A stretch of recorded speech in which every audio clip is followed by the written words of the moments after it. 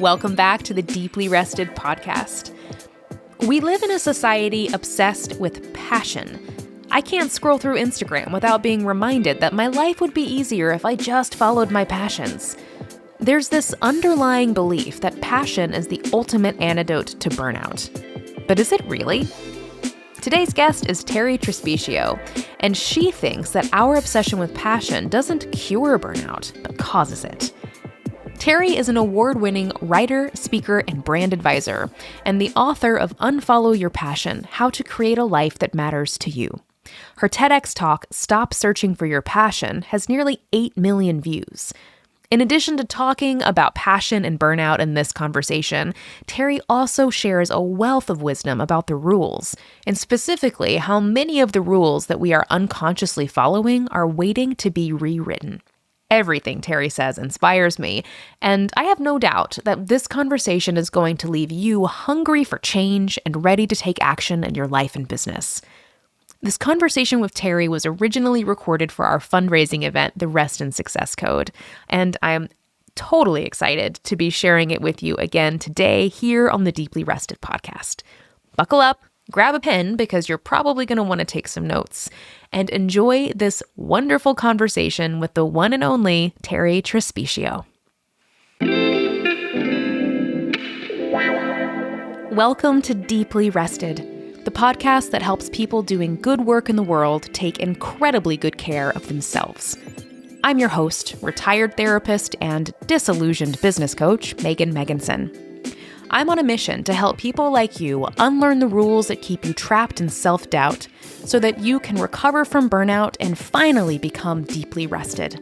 If you enjoyed today's show, be sure to subscribe to this podcast and join our weekly newsletter at deeplyrested.com/newsletter.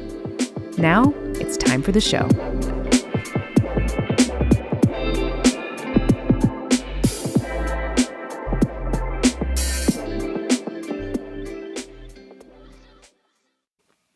Hello, Terri. Thank you for having me. I am so happy that you're here, and I'm very excited to talk today about burnout. Now, I talk a lot about burnout, but it's usually with therapists and other people in the health and wellness space. And I am really excited to have you on the series this season because you also talk a lot about burnout, but from a totally different perspective. And when we are having conversations together on Voxer or via email, you always say things with such a fresh take that I feel like people in the worlds I live in need to hear some of your ideas and perspective about why we struggle with burnout, what we can do about it. So I'm really happy that you're here, and I'm wondering before we get started if you want to say a little bit about who you are and where you come from. That's a really good question. Well, I hail from Jersey. Maybe that'll answer a lot of questions. That answers 95% of my questions. I am an East Coaster through and through. Well, if you ask me every year what I do, I'll give you a different answer. So here's what I'll tell you this year. This year, I will tell you that I am a writer who has gone through many iterations of writing. I am recently the author of my first book, Unfollow Your Passion, How to Create a Life That Matters to You. I am a professional speaker, and I lead workshops and programs that are designed to help people tap their creativity, which is not really a matter of give them a set of watercolors, but really helping them overcome the blocks that keep us from it to begin with. And I've made my living really for years as a brand consultant, which sounds like how does that relate? It's all the same thing. It's trying to access who someone is and hand it back to them in language they can use. Yeah. Amazing. Your book, Unfollow Your Passion, we're probably going to be pulling some gems from your ideas in that book today. Great. And the conversation that we were having that kind of inspired me to invite you into this series is the idea that passion is not a cure for burnout. And when you said that, it really, it piqued a lot of interest for me because I feel like in my space with, health and wellness and therapists, there's a lot of talk about how much passion is missing from our lives and how if we could just find our passion, we wouldn't hate our jobs, hate our businesses, hate our lives quite so much anymore. So I want to hear from you. What are your thoughts about passion being this thing that can save us from burnout? Well, that has been my issue with passion from the beginning. Not passion, the feeling, which is part of the human condition, a real high point. We all want to experience it if we have the chance, of course. My problem from the beginning has been the weird cultural kind of pressure to find your passion, and that your purpose in your life is to find that thing, and then you better do it, and you better make a good living doing it, and you better be ecstatic every day. It's a made up idea. Mm-hmm. And the problem is that I have long thought that the feelings around passion they're sort of fairy tale-ish. Mm-hmm. We think, well, if we're just good and we work hard, passion will come riding up on its steed and sweep us off our feet. And then we'll live happily ever after, never work a day in our lives. Mm-hmm. And that fairy tale idea is particularly dangerous for women. Namely, because men aren't usually fed that idea that they're going to be swept up onto someone's steed. But for women, if a woman told you, I'm going to wait and some Prince Charming's going to trot up, we'd be like, listen, sister, we got some stuff to clear up for you about how the world works. But we do the same thing with passion. We assume it's going to come rescue us. Right. And that's why we put too much pressure on it. But the reason this came up and why I was excited to talk to you about it was because I was recently invited to speak to at a women's symposium for women in tech. And the theme of their event was passion. And so when I met with them, they'd hired me, and then we have a strategy call, right? Like, all right, what do you need most from this event? And they said, I go, well, how are things with your group? And they're like, oh, they're really burned out. And I was like, oh, cool. So now you're going to make them feel like they have to find all this passion. I was like, all right, they're burned out. Then but here's why we think that. It's natural to say, gosh, they've burned out. They've lost their passion. So we should just pile on and find ways to give them more passion. I get it, because burnout is like the light going out. Nothing has meaning. We feel emotionally flat, blah, blah, blah, blah. Passion is a flame. So we think, oh, it'll rekindle us, but it's not so linear. It's not that one cures the other. In fact, in the article that I recently published, that you feature into in a big way, you were so great in that piece, is the research that turned up that people who are the most passionate about their work are more likely to get burned out in the first place. Isn't that ironic? Mm-hmm. It is ironic. And I love the way you're painting this picture that passion is really romanticized. And we're kind of, we're sold this fantasy that passion is this thing that's going to rescue us. And I think we take that narrative and then spin it to tell ourselves. I mean, we're kind of like gaslighting ourselves in many ways. Like, you just figure out what you're passionate about, you won't hate your business so much. If you could just find passion in your work again, you'll feel inspired, you'll feel refreshed. So not only are we putting so much pressure on ourselves to discover our passion, which, like you said, it's kind of akin to, well, the sex therapist in me is going to just make an appearance here for a second. Yeah. It's kind of like when someone is struggling with orgasm. So they go into sexual experiences and they're like, I'm just going to have an orgasm. Like, I'm just going to That'll do fix it. everything. It's like, it's similar, right? It's that I'm going to put this intense pressure on myself to, like, I'm just going to find my passion. No, exactly you're not. That. You know what? I've never heard anyone say it that way, but it's like, you're welcome. Oh, you should just have orgasms more often. It's like, that's not going to fix it. But it's a really good point. Speaking of, this is a weird turn on the sexual analogy, but passion's not a prophylactic for the human condition, you know? Right.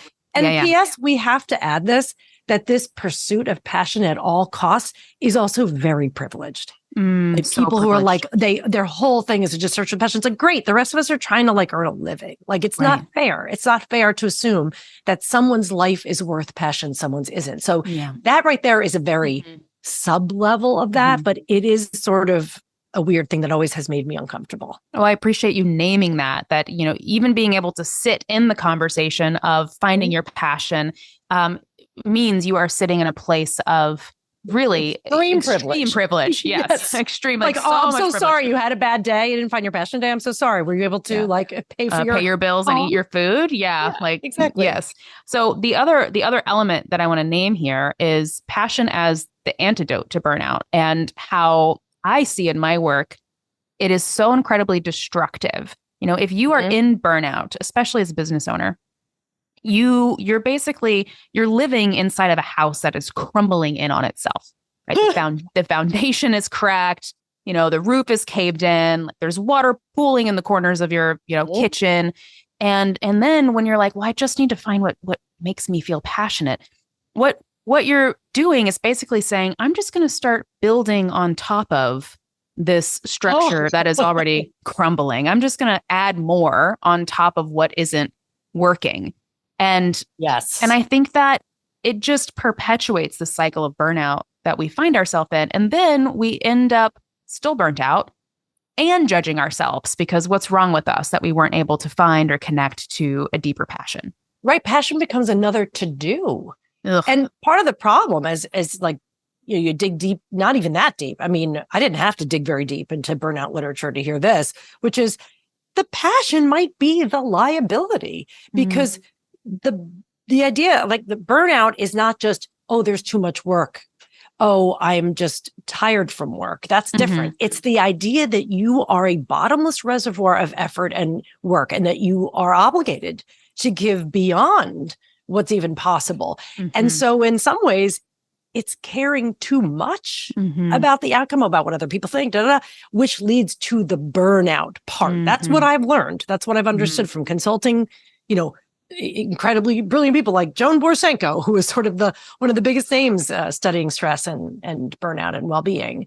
So if that's the case, then burnout may be at least due partly because we care too much. So why would deciding to have more passion and care more when you're out of caring? Because I think we can agree there, and this is from a licensed therapist perspective, is that burnout is like you don't care anymore. Like you've gone beyond the bounds of being able to care for anything.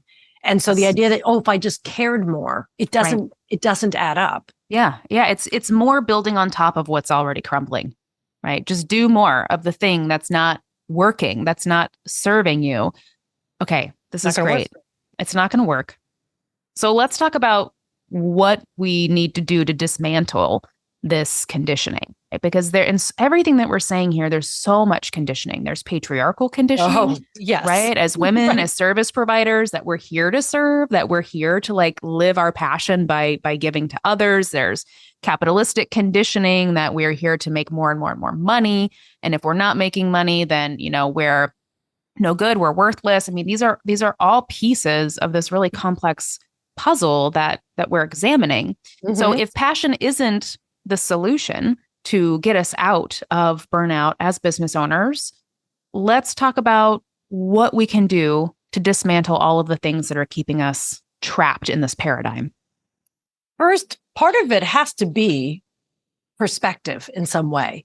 Like if all I know is if I don't do this work or if I don't please this person, I'm going to die and I will die trying. That's the very urgent, right? When you feel like, oh my God, I can't keep up. That's the smaller frame, right? That's the frame of your individual life. What about when we zoom out? When we zoom out to where did this even come from? Yeah. And I mean, taking huge leaps back in time. Like, okay, like not that we're going to go too deep into this, but I don't know, the Industrial Revolution, the time when we're like, oh, I get it. Scale, expand. Right. Automation. Use automation, favor profit, scale, and expansion over humans and natural resources and health and everything else. Yeah. And why? Because a few powerful people would make a lot of money that way. And you can't separate it from that because the people who have always earned and made money off other people's efforts are going to and must make you believe that it's for something very important. That's right. When really, if we're being honest, most things are not that important. But that's what that is. Don't matter. Right? Yeah. Can we take? Okay. Go ahead. Okay. I want to talk more about that, but I want to take one more giant leap backwards to colonialism. And yes, let's shall we? Yeah, just a little jaunt back to colonizers coming in and taking over this land and bringing with them the Protestant work ethic. Oh, yes. Right. And I think looking at both of these angles is really important. We have the Industrial Revolution where we are brainwashed by people in power to believe that we are here to operate like machines. to produce and generate money for the people in power. And this other angle is the Protestant work ethic, that there is this deep internalized spiritual and religious component that says, in order for your soul to be worthy, you must work hard, you must be productive, you must produce. And with both of these systems, I think we internalize, without, our conscious awareness ever being aware that it's happening, a set of rules that keep us really tied in to a way of operating that leads to burnout. I see your Protestant work ethic, and I will raise you back 10,000 years. Oh, no. That. I mean, I don't know exactly. We're going to go back. We're going deep. And I am not an anthropologist, but I have read some interesting things that shed light on this for me in ways I had never considered, which is the moment we stopped trusting nature to tell us what to do. And I learned this from a man named Mark Hawkins, who is just a brilliant guy. He wrote the book, The Power of Boredom, and he has another book out called The Mismatched Human. And here's what I learned. This is in a nutshell. Between the time, the Paleolithic, when we used to wander around and there was excitement and there was long periods of quiet, and then you had to catch and eat whatever you're going to eat that day. When we moved to the Neolithic era, when we started to literally and figuratively put down roots and start farming and planting things and then waiting for them to grow and hoping they don't get washed out, our whole relationship to nature changed. But here's why that matters. This apparently, according to Hawkins, was when institutionalized religion began. This tens of thousands, years ago. Why? Because we needed to hang on to something to what's going to happen. If I kill a deer and I eat it, I'm very grateful. Like, I am in one with nature and all that. But if I have to now manipulate nature and hope I can win, now it feels like a zero-sum game.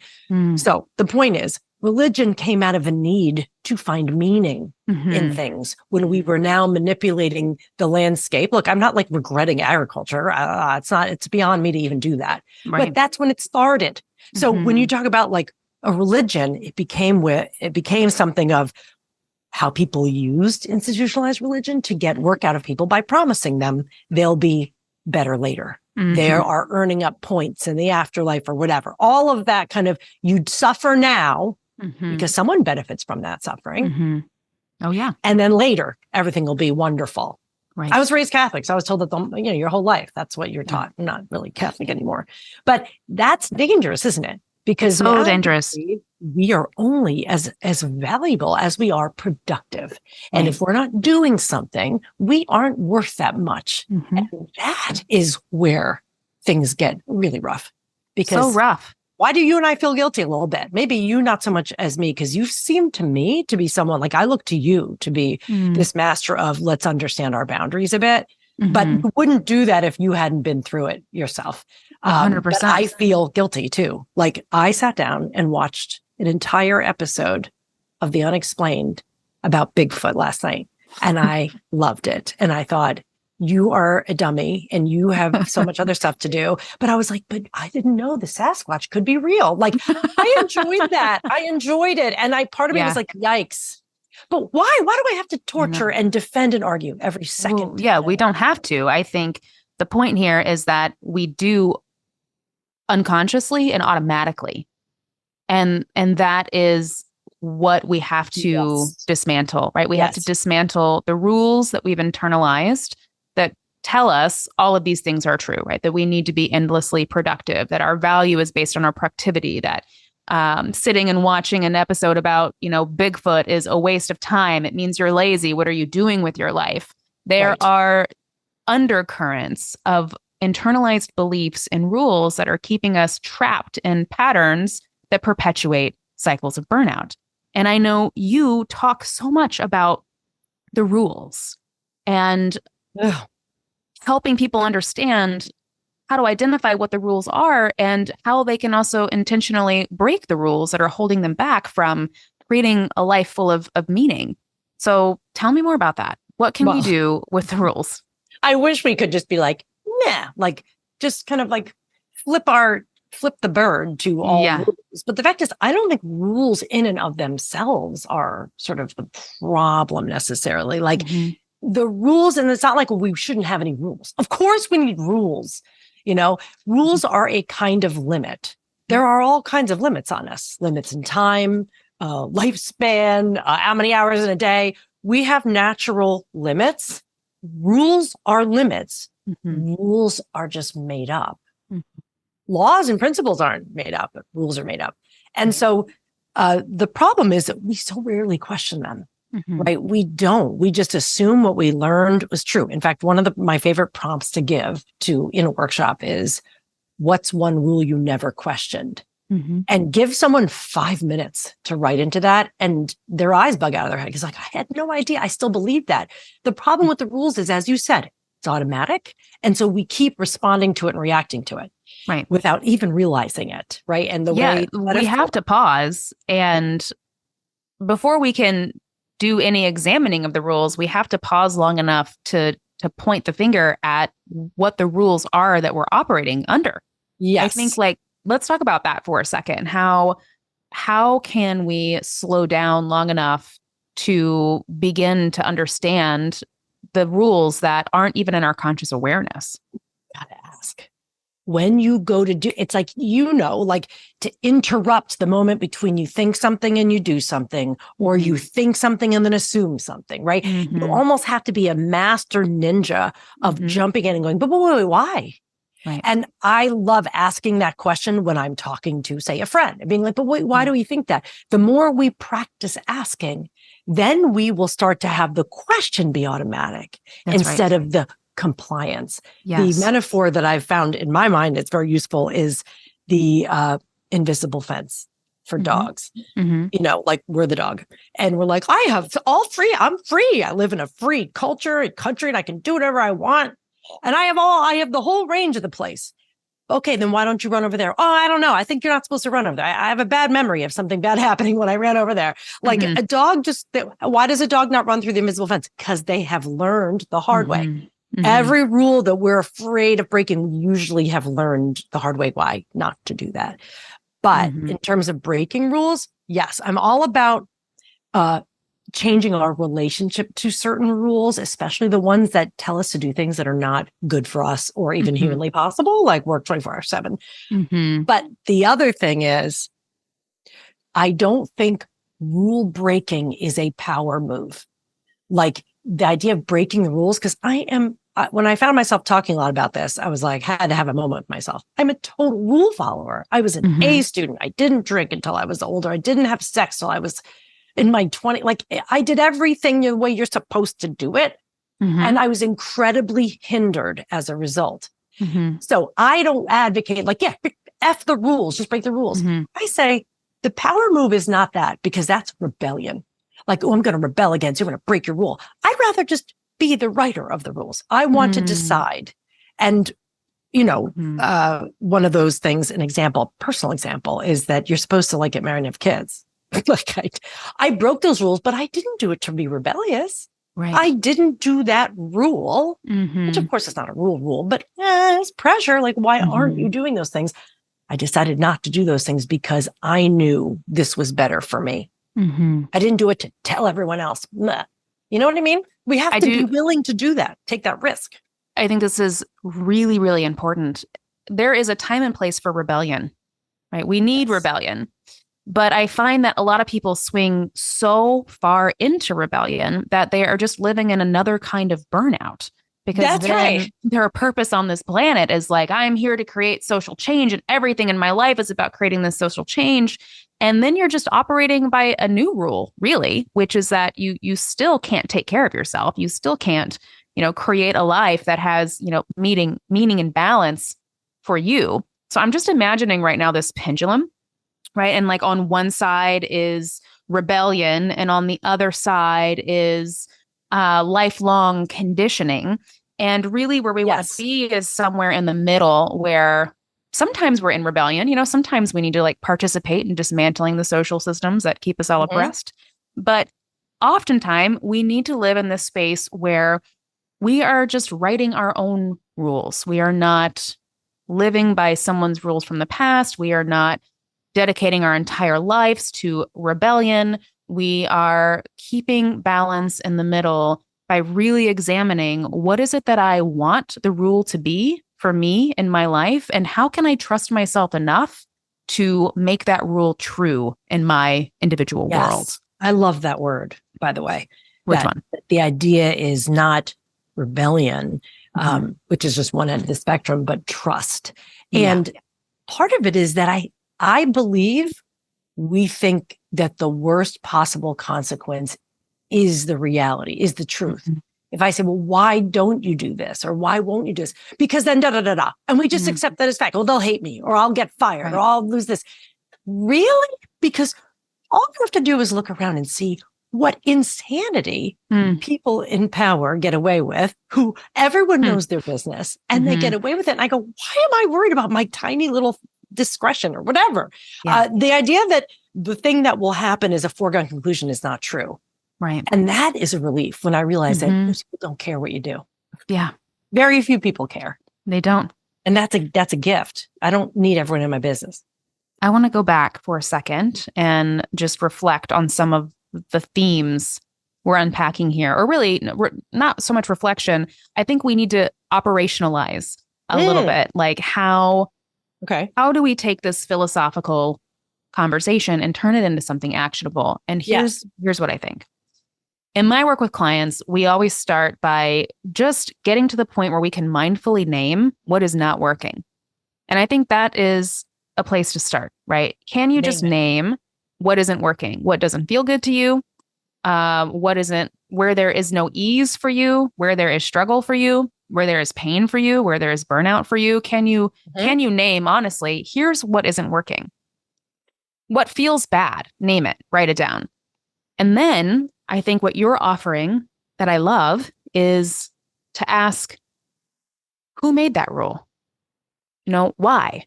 Once we know what doesn't feel good, ask ourselves, well, why doesn't it feel good? Why are we doing it the way that we're doing it? And who made the rule that said that's the way it needs to be done?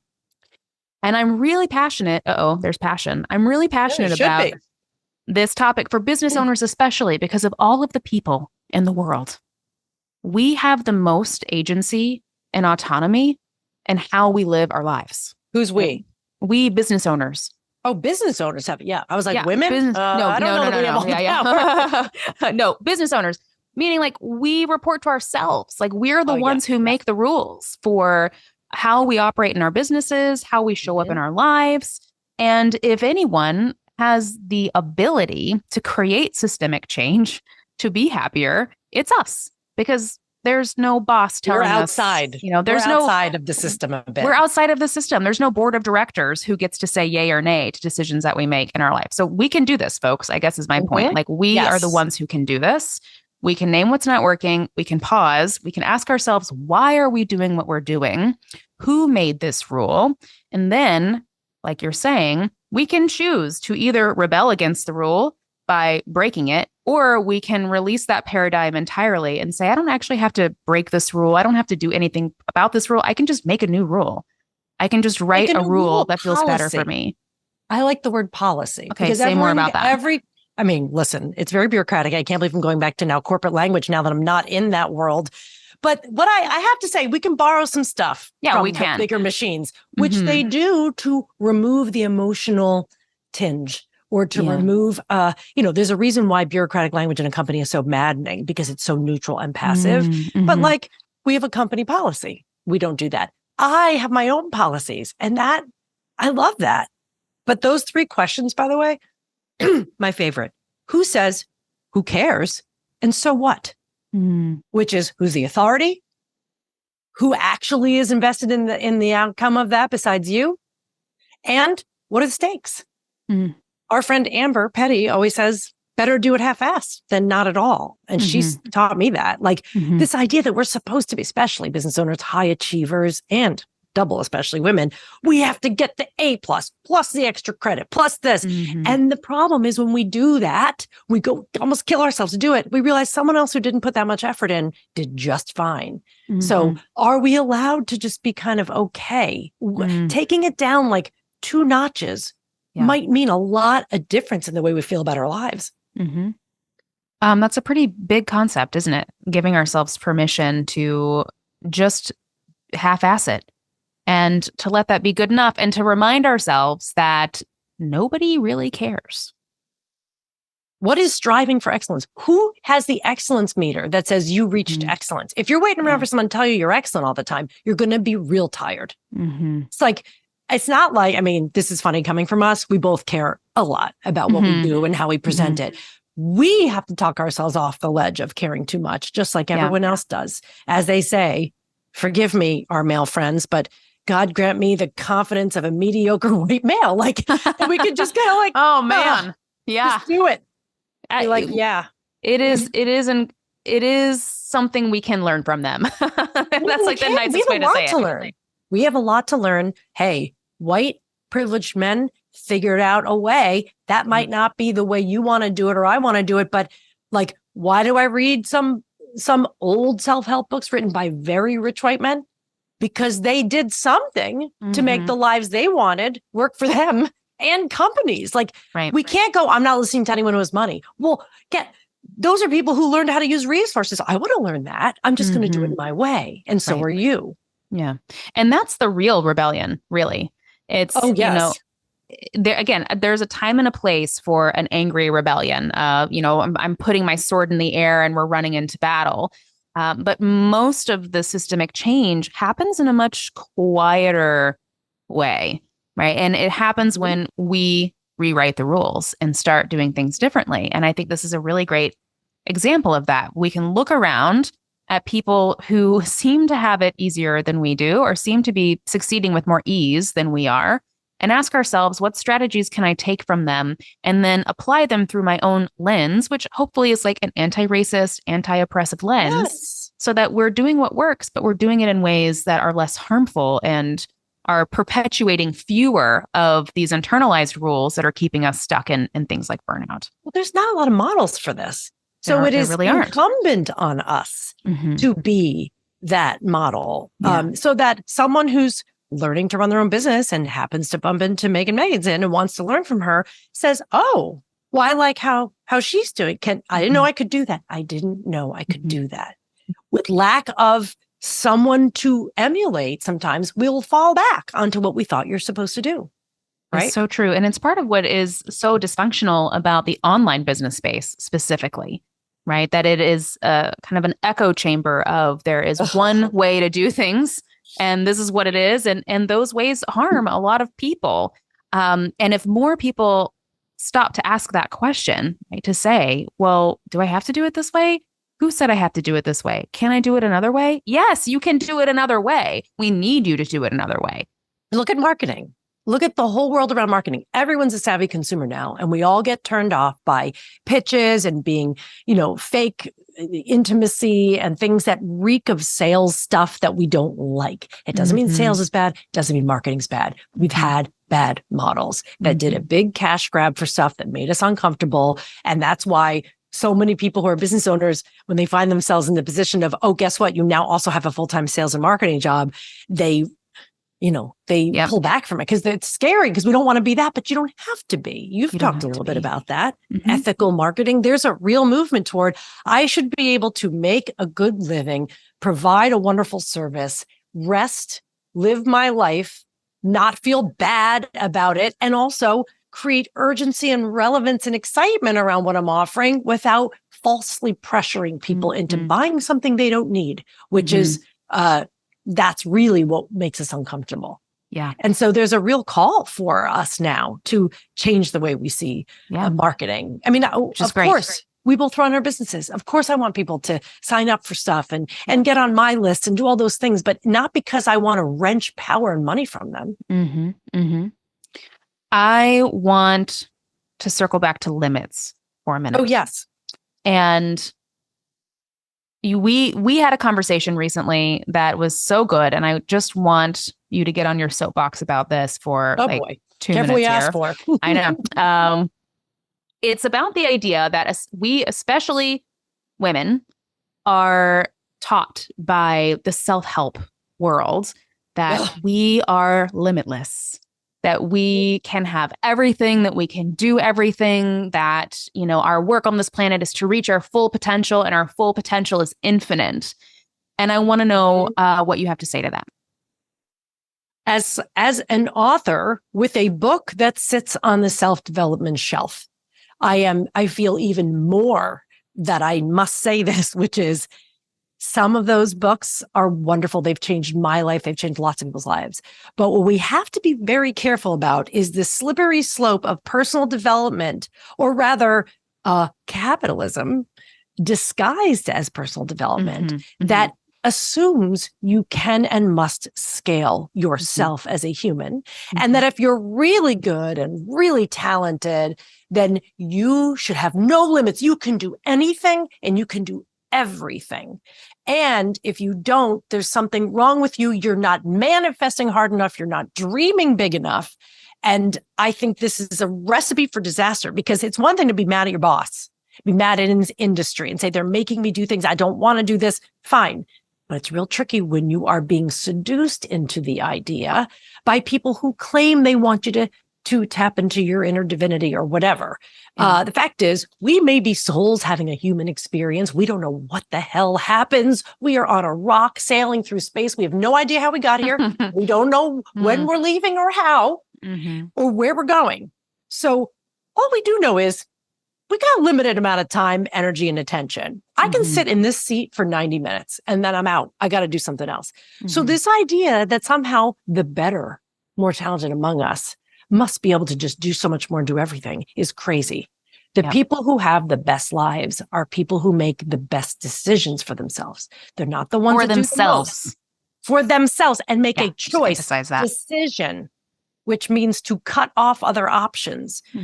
Oliver Berkman changed my mind about this in the book 4,000 Weeks, Time Management for Humans, Time Management for Mortals, where he says that if you continue to believe you are limitless, you will become a reservoir for everyone else's stuff. And you're so positive and optimistic that you'll just make room for everything, because you never have to decide. Nothing ever has to make the leap past your boundary, because you can do everything.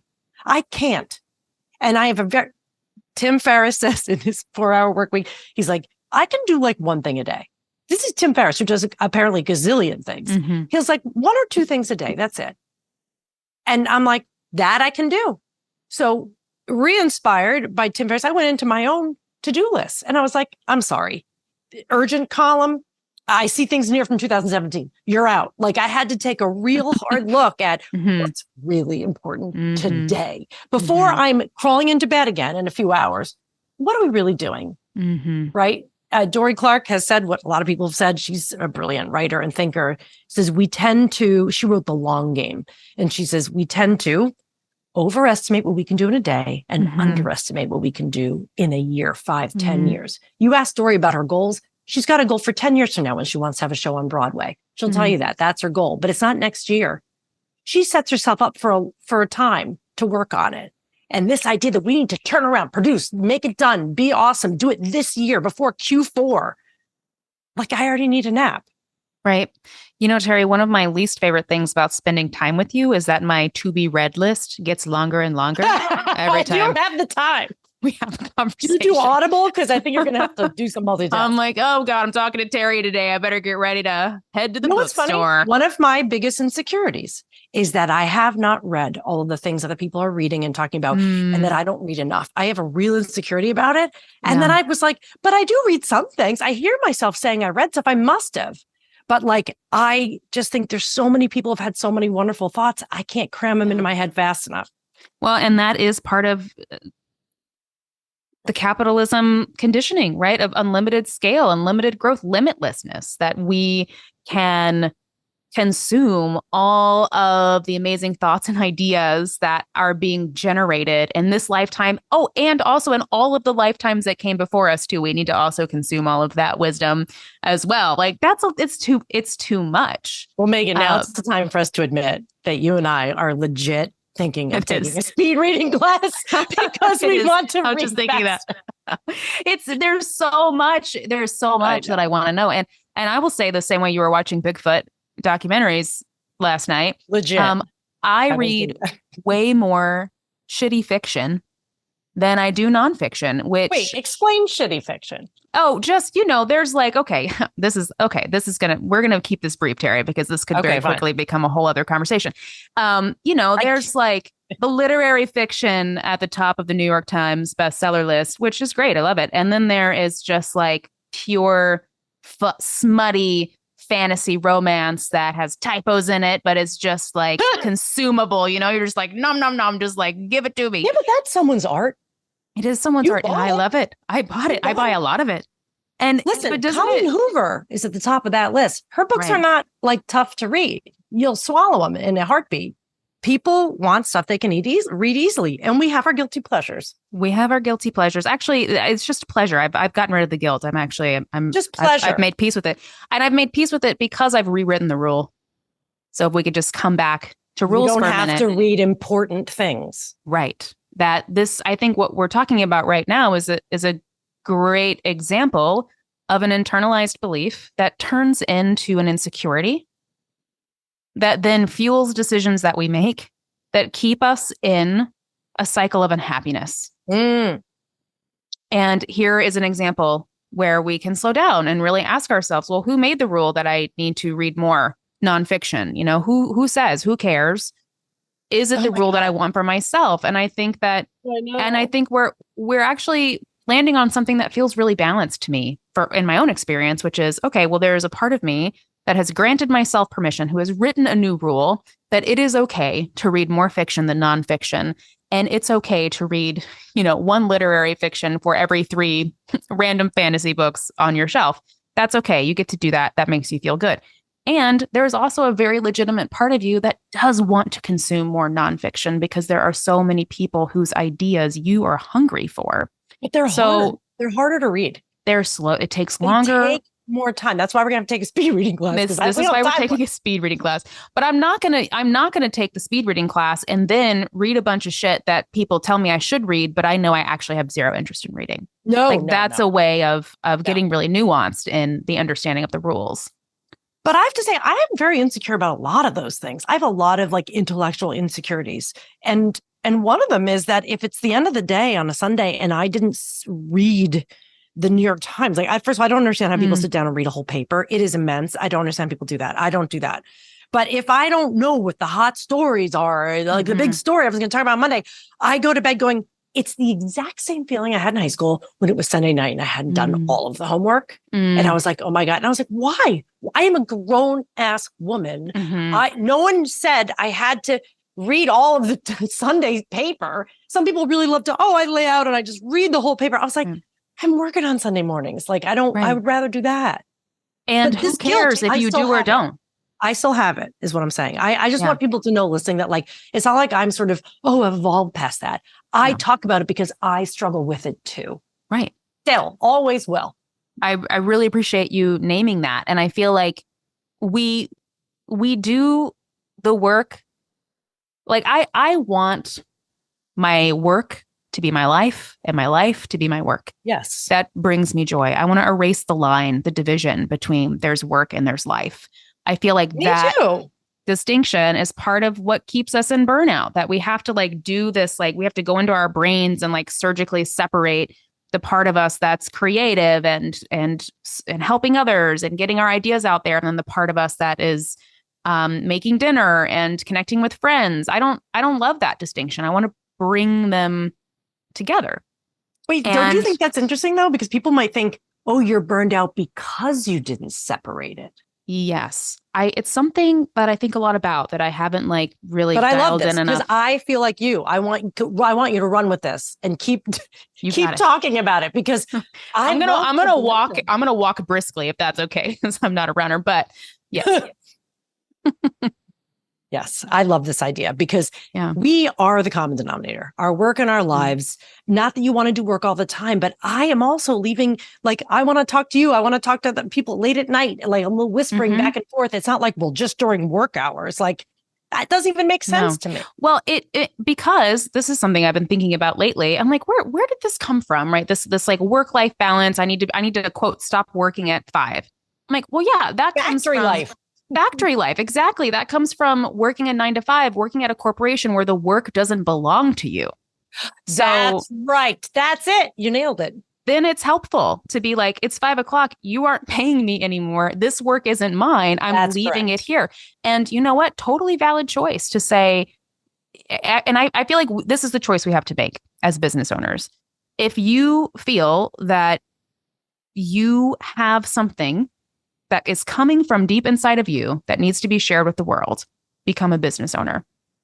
If you don't feel that way, like I think about my husband who retired from corporate life and now is my I call him my house manager. Like he just takes care of me and helps me do what I want to do.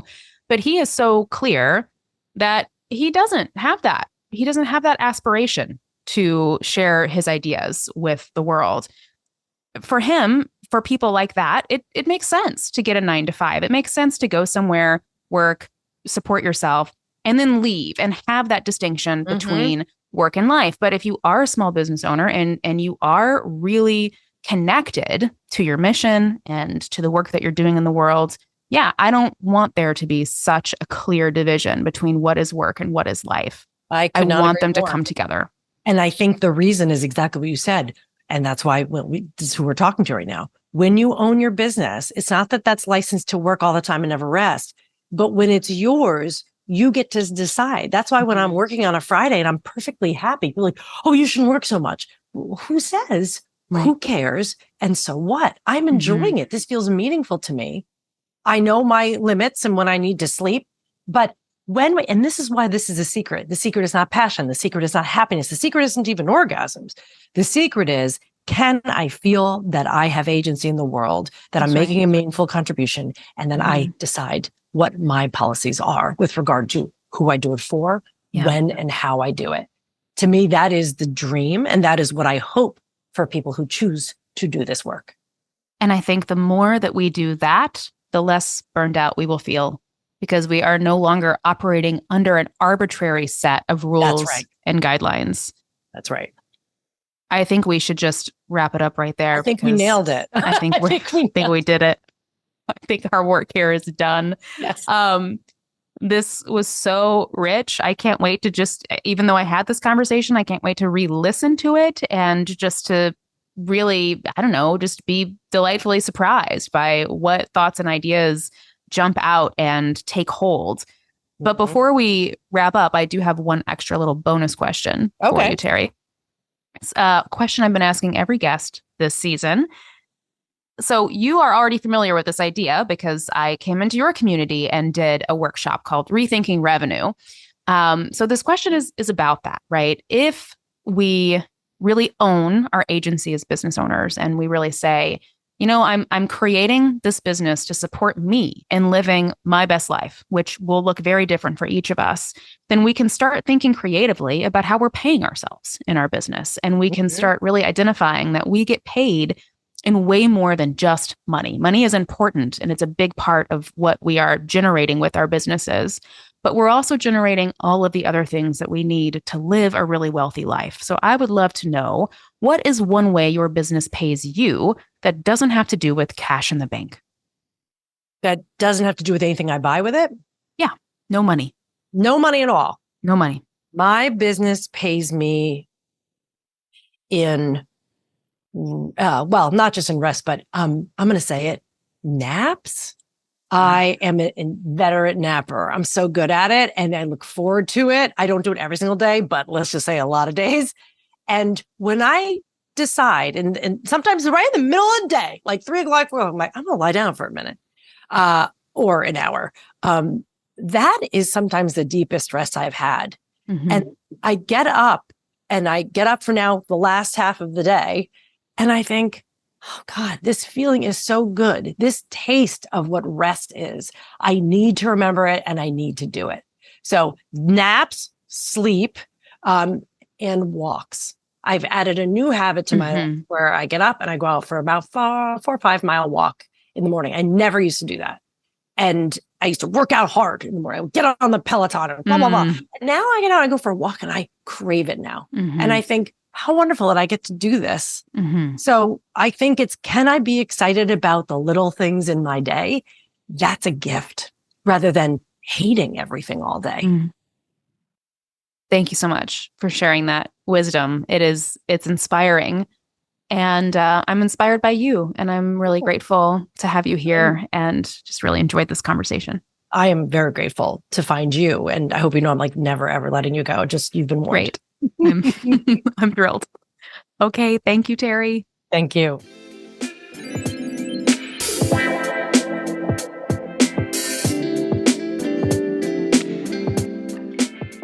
If you made it all the way to the end of this podcast episode, I'm guessing you are just as enamored with Terri as I am, and I would love for you to learn more from her. You can check out Terri's free mini course called The Passion Trap at territrespicio.com/trap. That's territrespicio.com/trap. You can find that link in the show notes. And before I go, I would love to remind you about the Deeply Rested newsletter. If you're not part of the newsletter, I would love for you to join me there.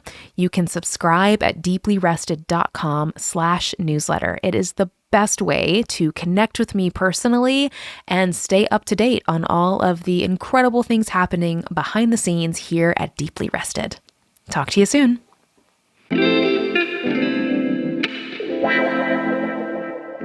Thank you so much for listening to today's episode of Deeply Rested. If you enjoyed this conversation, I would love to invite you to join the Deeply Rested weekly newsletter. You can sign up at deeplyrested.com/newsletter. I hope to meet you in my inbox very soon.